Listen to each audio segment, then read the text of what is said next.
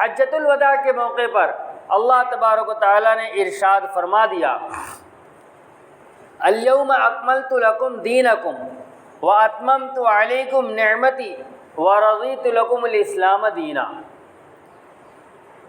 کہ آج میں نے تمہارے لیے تمہارے دین کو مکمل کر دیا اور تمہارے اوپر اپنی نعمت کو تمام کر دیا، پورا کر دیا، وَرَضِيتُ لَكُمُ الْإِسْلَامَ دِينًا، اور تمہارے لیے دین اسلام کو پسند کر لیا۔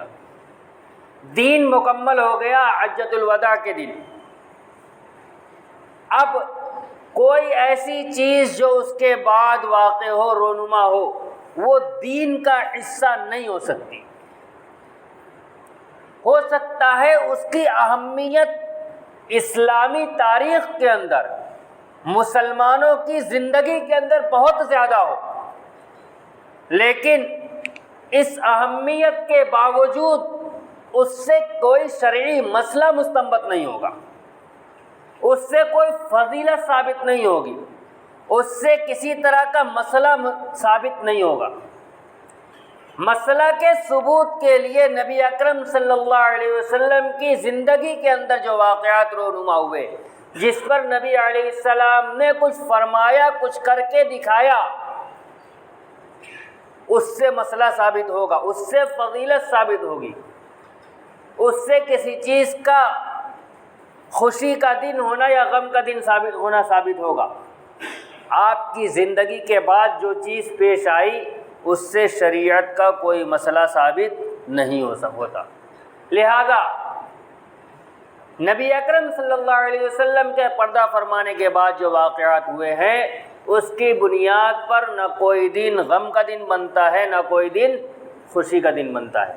خوشی منانے کے لیے اللہ کے نبی صلی اللہ علیہ وسلم نے 2 دن متعین فرما دیے، ایک عید الاضحیٰ کا دن، ایک عید الفطر کا دن، لہذا وہ تہوار ہے مسلمانوں کا۔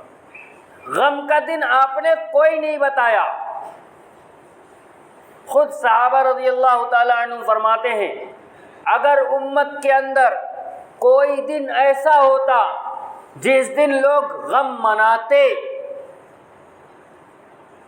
تو وہ دن تھا جس دن حضرت نبی اکرم صلی اللہ علیہ وسلم اس دنیا سے پردہ فرما گئے، اس لیے کہ مسلمانوں پر اس سے سخت دن کبھی آیا ہی نہیں اور نہ آئندہ کبھی آئے گا۔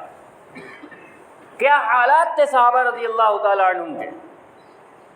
کہ حضرت عبداللہ ابن زید ابن عبد ربہ رضی اللہ تعالیٰ عنہ اپنے باغ کے اندر وہاں خبر ملتی ہے تو کہتے ہیں، یا اللہ، جس شخصیت کو دیکھنے کے لیے تو نے یہ آنکھ عطا فرمائی تھی، اب وہ شخصیت اس دنیا میں نہیں رہی، اس آنکھ کا اب کوئی کام نہیں، بینائی لے لے۔ اللہ نے وہیں بینائی لے لی۔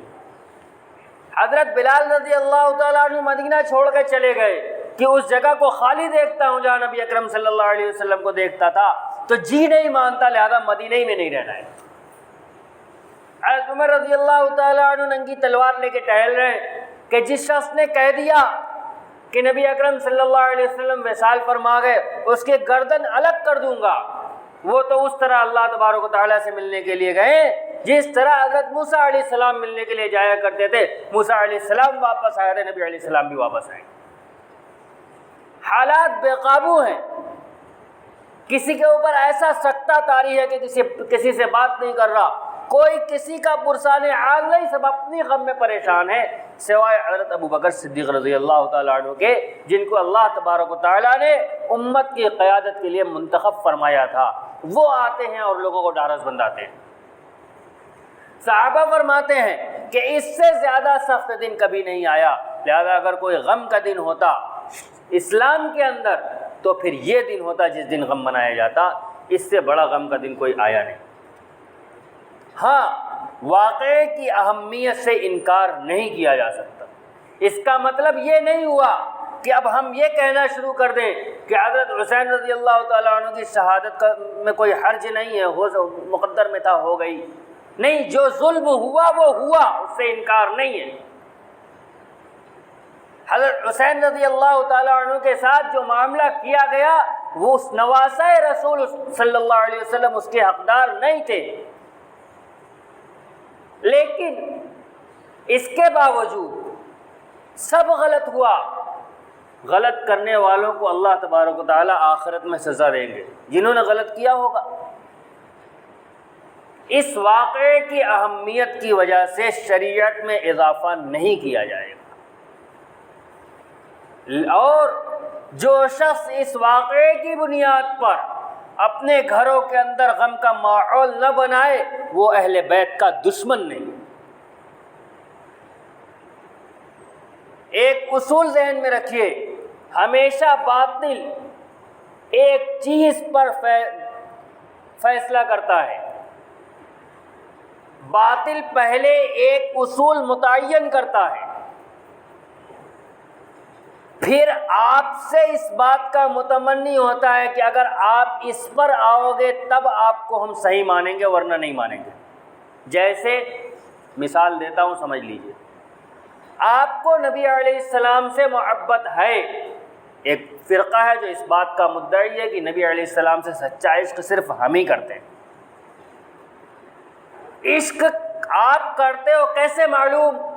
کہ ہم سلام پڑھتے ہیں، آپ سلام نہیں پڑھتے۔ کون سا سلام؟ وہی جو کھڑے ہو کر یا نبی سلام علیکم۔ لہذا جب تک آپ یہ کام نہیں کرو گے ہم نہیں مانیں گے کہ آپ اللہ کے نبی صلی اللہ علیہ وسلم سے محبت کرتے ہو۔ اصول خود متعین کیا، اس اصول پر ہمیں اتار رہا ہے، ہم نہیں اتریں گے تو وہ نہیں مانے گا۔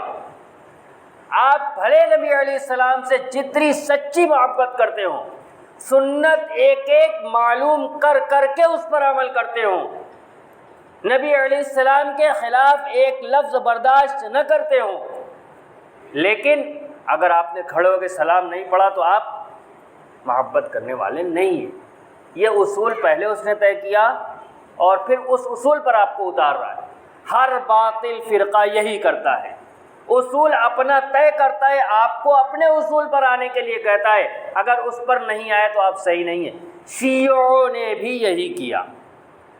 اگر آپ حسین رضی اللہ تعالیٰ عنہ کا ماتم نہیں کرتے، آپ اس دن غم نہیں مناتے، تو پھر آپ اہل بیت سے محبت کرنے والے نہیں ہیں، بھلے آپ جتنے اچھے مسلمان کیوں نہ ہوں، آپ اہل بیت سے کتنی محبت دوسرے طریقوں پر سے کیوں نہ ثابت ہو، لیکن آپ نے ماتم نہیں کیا، 10ویں محرم الحرام کو نوحہ نہیں کیا، غم نہیں منایا، تو آپ اہل بیت سے محبت کرنے والے نہیں۔ جہلا نے، جاہلوں نے اس کو قبول کر لیا اور اپنی اہل بیت سے محبت دکھلانے کے لیے انہوں نے شیعوں کی طرح غم منانا شروع کر دیا۔ ہم اس اصول پر نہیں جائیں گے کیونکہ یہ اصول غلط ہے، ہم اس اصول پر نہیں جائیں گے کیونکہ یہ اصول غلط ہے۔ اہل بیت سے محبت کا معیار یہ نہیں ہے کہ حسین رضی اللہ تعالیٰ عنہ کی شہادت کے دن غم منایا جائے، اہل بیت سے محبت کا معیار یہ ہے کہ نبی علیہ السلام نے جو فرمایا ہے اس پر عمل کر لیا جائے، اور نوحہ اور غم منانے سے نبی علیہ السلام نے منع فرمایا ہے۔